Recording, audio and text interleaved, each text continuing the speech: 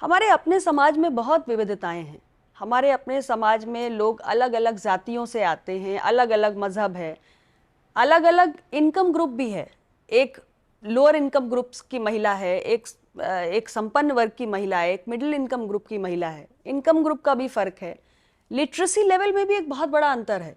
कुछ महिलाएं हैं जो ऐसे परिवारों से हैं कि वो जा रही हैं तो अब्रॉड यूनिवर्सिटी से, इंटरनेशनल यूनिवर्सिटी से डिग्री लेकर आ रही हैं। कुछ महिलाएं ऐसी हैं जो ग्रामीण पृष्ठभूमि में ही शिक्षा प्राप्त कर रही हैं, और कुछ आज भी ऐसी हैं जिनके पास शिक्षा का अधिकार या शिक्षा की रोशनी नहीं पहुंच पाई है। सारी पॉलिटिकल पार्टीज को अपने कैंडिडेट्स का चयन करना है।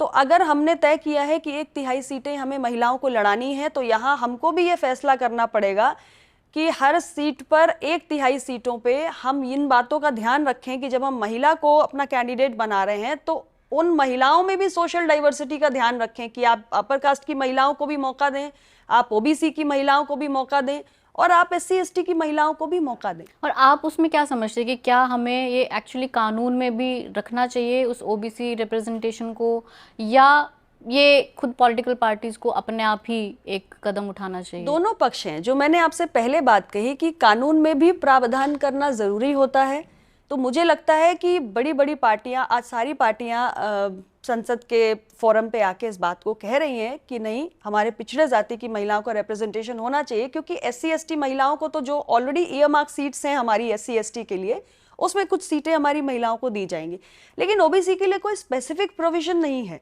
इसलिए मुझे लगता है कि पॉलिटिकल पार्टीज इस बात का ध्यान रखें तो ये समस्या जो उठकर आई है और बहुत मूल और गंभीर बात है, इसका समाधान का रास्ता यहाँ से निकलेगा। तो राहुल गांधी कह रहे हैं कि सेंसस में कास्ट सेंसस भी होना चाहिए। आपको क्या लगता है, ये होना चाहिए? देखिए, मेरी पार्टी इस बात की, इस विषय की पक्षधर रही है। OBC के हितों से जुड़ा हुआ जो भी विषय है हमने हमेशा उठाया है, और हमने पार्लियामेंट के फ्लोर पे भी मैंने ये बात कही है, NDA की बैठकों में भी मैंने ये बात कही है, ऑल पार्टी मीटिंग्स में भी मैंने ये बात कही है, और तमाम पब्लिक फोरम्स पे मैं हमेशा कहती रही हूँ, मेरी पार्टी, अपना दल, कास्ट सेंसस की पक्षधर है।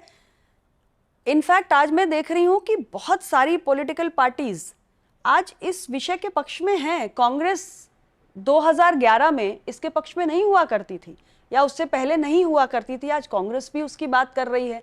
इसमें एक पहलू ये हो सकता है कि जब आप सत्ता पक्ष में होते हो तो नजरिया अलग होता है, और विपक्ष में होते हो तो नजरिया अलग होता है। एक देश के पास, एक रिस्पॉन्सिबल गवर्नेंस के पास प्रामाणिक आंकड़े होने चाहिए, ऑथेंटिक आंकड़े होने चाहिए, इसके हम पक्षधर हैं। और फिर कुल मिला के मैं कहूँगी कि बात आकर अटकती है कि पॉलिटिकल सिचुएशन क्या है।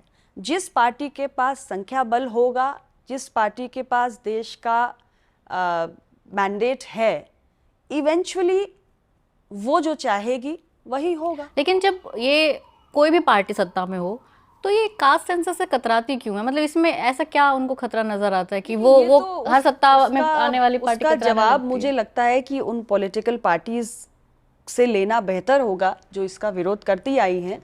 मैं तो इसका एक जो पॉजिटिव एस्पेक्ट है वो समझा सकती हूँ, क्योंकि मेरी पार्टी तो इस विषय को हमेशा से सपोर्ट करती आई है। हम तो सिंस इंसेप्शन इसकी बात कर रहे हैं कि गिनती होनी चाहिए, हमारे पास ऑथेंटिक फिगर्स होने चाहिए, साइंटिफिकली हम आंकड़ों को प्राप्त करें, और उसके आधार पे सरकार की पॉलिसी फॉर्मुलेशन भी हो। तो मुझे लगता है कि जो विरोध कर रहे हैं इसका जवाब वो देंगे तो बेहतर होगा। ये एक प्रॉब्लम तो आपने सॉल्व कर दी कि एटलीस्ट महिलाओं के लिए दरवाजे खुल गए हैं, कि अब उनके रिजर्व कर दिया है कि 33% महिलाएं अब हमें संसद में दिखेंगी। लेकिन वो किस तरह की महिलाएं होंगी? वो जो एक डर और एक रिजर्वेशन रहता है ना, कि क्या ऐसी महिलाएं जिनका कोई पॉलिटिकल बैकग्राउंड नहीं है, जिनके पास पैसा नहीं है, जिनके पास रसूख नहीं है, क्या वो भी एंटर कर पाएंगी, या अब भी वही सिस्टम चलता रहेगा कि जो डायनेस्ट्स हैं या जिनके पास पैसा बहुत है, जिनके पास रसूख है, एक नेटवर्क बहुत है, वही लोग फिर हमें वहाँ पर कि जब हम कहते हैं कि महिलाओं को हमें पार्लियामेंट में या लेजिस्लेटिव बॉडीज में लाना है, तो जो मैंने कहा ना कि महिलाओं को प्रतिनिधित्व देना है, लेकिन व्यापक प्रतिनिधित्व देना है, यानी हर सेक्शन की महिला वहां दिखनी चाहिए। हमें सिर्फ किसी एलीट तबके को नहीं लाना है अपनी लेजिस्लेटिव बॉडीज में, क्योंकि वो ओवरऑल जो हमारे देश की महिलाएं हैं उनकी तस्वीर पेश नहीं करती। हमारे यहाँ जो एक महिलाओं को एक समझ लीजिए कि हेट्रोजेनस ग्रुप है ये, तो वो जो हम होमोजेनस मान के ना चलें, बट कि ये जो हेट्रोजेनस नेचर है इसका रिफ्लेक्शन होना चाहिए। ये जो सामाजिक रूप से जिन समस्याओं की जड़ें बहुत गहरी होती हैं, उनके लिए हमें मैं कहूँगी कि मल्टी फैसेटेड तौर तरीके निकालने पड़ते हैं कि ऐसे नहीं तो ऐसे, ऐसे नहीं तो ऐसे, बहुत सारे प्रयोग करने पड़ते हैं, तब जाके जड़ से उन्मूलन हो पाता है। तो निश्चित रूप से ये एक विषय रहेगा, क्योंकि अगर धन बल, बाहुबल जैसी समस्याएं बनी रहेंगी तो एक सामान्य गरीब घर में रहने वाली महिला वो कहाँ हिम्मत कर पाएगी आने की कि मैं कैसे लड़ूंगी। तो इसमें भी हमें अभी काम करने की ज़रूरत है। लेकिन जैसा मैंने आपसे कहा कि डेमोक्रेसी को मैच्योर होने में भी समय लगता है, और जैसे जैसे एक डेमोक्रेसी मैच्योर होती है, फलती फूलती है, तो एक एक करके ये इस तरीके के जो इश्यूज आते हैं उनको एड्रेस करने के तरीके भी उसी लोकतंत्र के भीतर से निकलते हैं। एक और चीज़ कि बहुत पहले से बिल्स रखे गए, इसको लेके कोशिशें हुई इसको पास कराने की, कभी पास हो गया किसी एक सदन में, फिर नहीं हुआ, और टीएमसी ने तो खुद ही 40% महिलाओं को कैंडिडेट बनाया अपने चुनावों में। पिछले यूपी चुनाव में प्रियंका गांधी ने भी इसी तरह से अपने विमेन को बहुत कैंडिडेट्स बनाया, और उसी तरह से उसी बेस्ड एक इलेक्शन लड़ा। तो लेकिन अब लग ऐसे रहा है कि जो क्रेडिट की बाजी है वो बीजेपी ले गई वो सारी। ये कितना सही मानती हैं आप इसे? देखिए, ऐसा है कि मैंने आपसे शुरुआत में एक बात कही कि अंततः लोकतंत्र क्या है, संख्या बल का खेल है, और राजनीतिक परिस्थिति क्या है। आज भारतीय जनता पार्टी के पक्ष में है, उनके पास वो नंबर्स हैं कि अगर सारी पॉलिटिकल पार्टीज ना भी सपोर्ट करे तो भी बिल तो पास हो जाएगा। लेकिन अच्छी बात यह है कि सभी लोगों ने समर्थन किया है।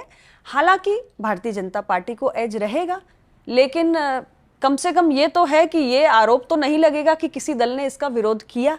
इतना तो क्रेडिट सबके हिस्से में आ ही रहा है। और कुछ मसले ऐसे होते हैं जिस पर मुझे लगता है कि हमें बड़े दिल के साथ और खुले दिल के साथ आगे बढ़ना चाहिए। कोई बात नहीं, क्रेडिट किसी को भी मिले, एक अच्छे काम के लिए चलो नेक काम में थोड़ी आहुति दे दी जाए, उस नज़रिए से सबने काम किया है। तो मैं इस मसले पर तो सभी दलों की सराहना करूंगी।